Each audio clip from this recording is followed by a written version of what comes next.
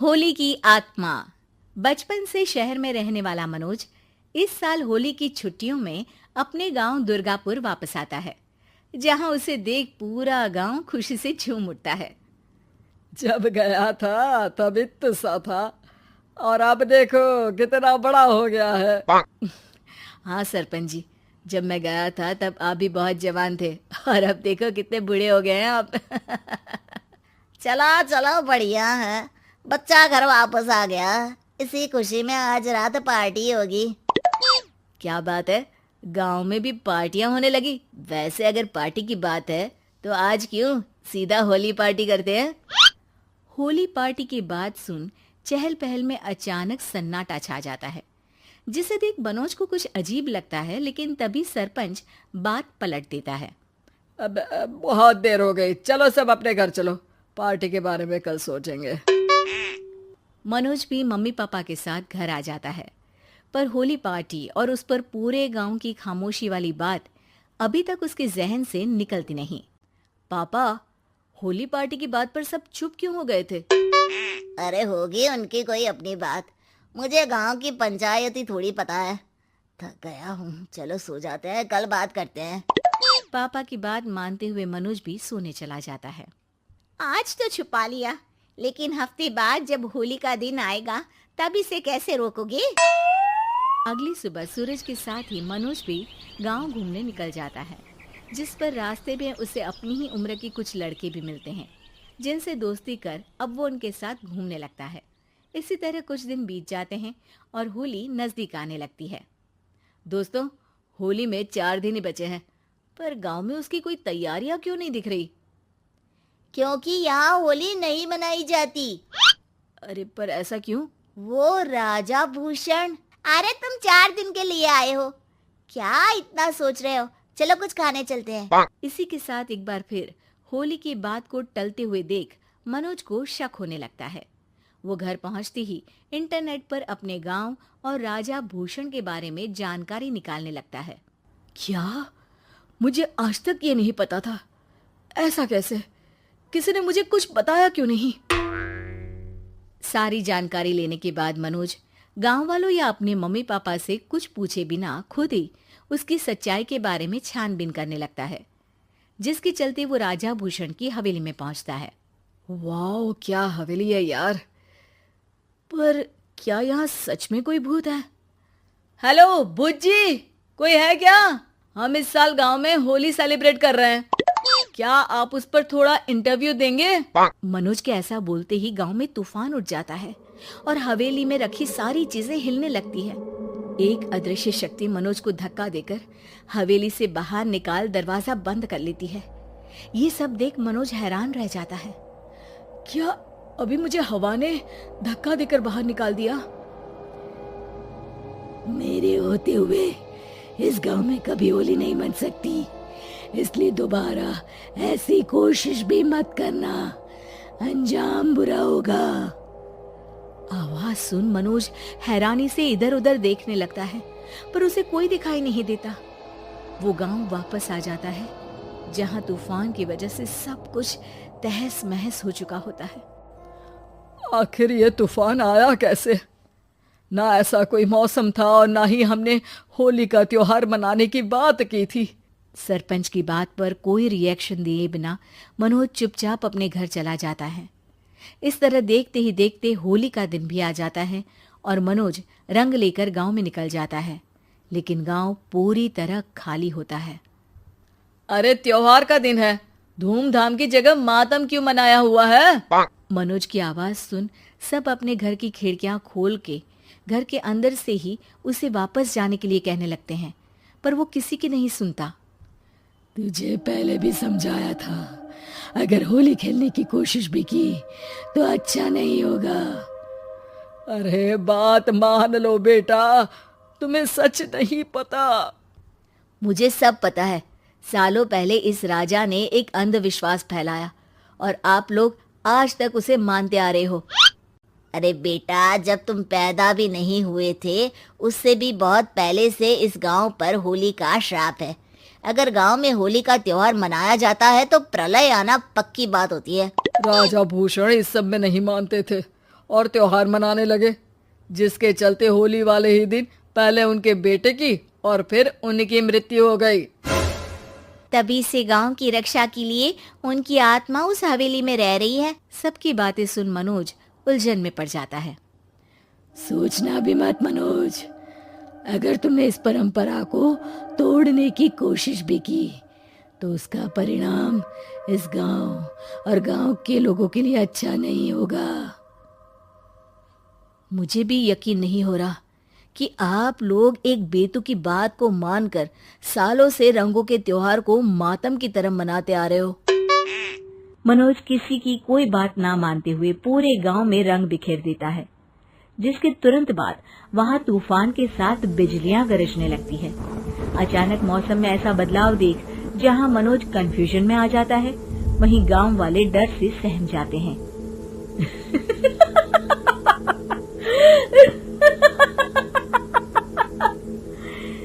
इस लड़के ने हमारे जैसे सिर्फ अपने स्वार्थ के लिए नहीं बल्कि पूरे गांव की खुशियों के लिए यहाँ होली मनाई है, जिस वजह से अब इस गांव पर होली का श्राप टूटता है। ऐसा बोलकर राजा का भूत वहां से गायब हो जाता है, जिसके बाद गांव के लोग धूमधाम से होली मनाते हैं। खुशियों के रंग गांव में बिखरे ही होते हैं कि अगली सुबह अचानक मनोज कहीं गायब हो जाता है और एक बार फिर गांव में होली का नया राज शुरू हो जाता है। मिट्ठू मिट्ठू तोता डाली ऊपर सोता, हरी मिर्ची खाता। नहीं नहीं, हरी मिर्ची तीखी लगती है बुढ़िया। अरे बदमाश, ऐसे कौन बात करता है? मैं करता हूँ। ऐसी बात नहीं करते, अच्छे से बात करते हैं। ठीक है, पर मैं तुमसे बात नहीं करूँगा। क्यों? तुमने कहा ना अच्छे से बात करते हैं, लेकिन तुम तो बात बुरी हो बुढ़िया। अरे मैंने तेरा क्या बिगाड़ा है रे मिट्ठू? कल ही पड़ोसी की छत पे सूख रही डाल ले आई थी तुम। सावन का महीना पवन करे शोर, डाल उठा के ले आई बुढ़िया कैसी चोर। अरे अरे मिट्ठू चक्रवर्ती, इतने जोर से मत बोल, सब सुन लेंगे। मेरी एक शर्त है। अबे तोते कहीं के, चल बोल। एक तो मुझे देख के कोई सीटी नहीं मारेगा, मुझे पसंद नहीं है। दूसरा, मैं घर में रहूंगा, पिंजरे में नहीं। हाँ चल मान लूंगी, पर कहीं उड़ मत जाना। पागल हूँ क्या? यहाँ पोपट को फोकट में खाना मिलता है, तुम मेरी शर्त मानती हो? अरे जंगल में दंगल करने क्यों जाऊंगा जब इधर ही मंगल हो रहा हो तो। तू तो बहुत चतुर है रे। हाँ, सीखो कुछ मुझसे। अरे ज्यादा चोंच मत चला, ले पिंजरे से बाहर आ जा। और जोर से मत बोलना चोरी के बारे में, बाबूजी सुन लेंगे तो लड़ाई हो जाएगी घर में। तू चाहता है कि घर में लड़ाई हो? हाँ चाहता हूँ चाहता हूँ चाहता हूँ। लड़ो लड़ो लड़ो, बहुत मजा आएगा। लड़ते हुए लोग, बेवकूफ लोग मुझे अच्छे लगते हैं। अरे राम राम राम, कैसा मिट्ठू है रे तू? बुढ़िया बुढ़िया रोटी चोरी करती खोटी, राम राम करती पर उल्टे काम करती। ए मिट्ठू, अंदर कर दूंगी। बाहर निकल के जुबान फड़फड़ाएगा तो पिंजरे में पंख फड़फड़ाने पड़ेंगे, समझे? माफी चाहता हूँ बुढ़िया, माफ कर दो। और ये बुढ़िया बुढ़िया मत बोला कर मुझे। हाँ हाँ शीला, बहुत जवान है ना तू। कल ही तो घुटने में दर्द था। वैसे एक बात बता, जब तेरा सर दर्द होता है तो तू बाम घुटने में लगाती है क्या? क्यों मुए, ऐसा क्यों पूछ रहा है? क्योंकि तेरा सर तेरे घुटने में है ना बुढ़िया। तभी वहां बाबूजी आ जाते हैं। अरे क्यों रे मिट्ठू चक्रवर्ती, तू पिंजरे के बाहर? जमानत हो गई मेरी। अरे वाह, चल अच्छा है, बाहर ही रहना पर उड़ना मत। अरे फिकर नॉट, तुम जैसे धर्मात्मा आदमी को छोड़ के कहीं नहीं जाऊंगा। अरे चापलूसी मत कर, भजन कर। नहीं नहीं नहीं, पहले भोजन करूंगा। मिट्ठू खाने लगता है। सतीश को देखने लड़की वाले आ रहे हैं परसों। अरे इतनी जल्दी? मुझे बहुत सारे काम करने पड़ेंगे। ऐसा क्या करना है? अरे दहेज की लिस्ट भी तो बनानी है। कार लूंगी, 10 लाख नगद लूंगी, जेवर, LCD, TV, double door fridge, सोफे, फर्नीचर। अरे तुमको पता है ना दहेज लेना पाप है। एक बार पाप करके अगर जिंदगी भर का ऐशो आराम मिले तो ऐसे पाप अच्छे ही होते हैं जी। मुझे तो शर्म आती है तुम्हें अपनी पत्नी कहते हुए। अरे ठीक है ना, तो पत्नी की जगह वाइफ बोल दिया करो। अरे मैं तुमको अपनी धर्म पत्नी मानता था। पर तुम तो बेशर्म पत्नी निकली। अरे मिट्टू चुप हो जा, मेरे सामने से चली जाओ। अरे आपके पीछे खड़ी हो जाऊंगी तो बोलेंगे कि पीठ पीछे बातें करती है। वाह बुढ़िया, वाह बढ़िया जोक, ठोको ताली। मिट्टू चुप। देखिए जी, मैं तो दहेज भी लूंगी और बहू से काम भी करवाऊंगी। रोक सको तो रोक लो, रोकना ही नहीं चाहता। चली जाओ यहाँ से। वाह वाह बुड्ढे, बढ़िया जोक, लेकिन उतना मजा नहीं आया, एक और सुनाओ। मिट्टू चुप हो जाओ। माँ वहां से चली जाती है। शाम को घर वाले महाभारत देख रहे हैं। मिट्टू, ये धर्मराज युधिष्ठिर हैं, झूठ नहीं बोलते थे, हमेशा सच बोलते थे। तू भी ना हमेशा सच बोला कर। सच बोलने से क्या होगा? अरे पुण्य मिलेगा, स्वर्ग मिलेगा। अरे तुमसे क्या मिलेगा? अभी की बात करना बुड्ढे। तू है तो तोता, लेकिन शायद तुझे किसी लोमड़ी ने पाला है। छी छी यार, अपनी पत्नी को लोमड़ी बोल रहे हो? अरे मैं तब की बात कर रहा हूँ जब तू जंगल में रहता था। नहीं नहीं, उसी को बोल रहे थे। रुको, अभी लड़ाई करवाता हूँ, अभी करवाता हूँ।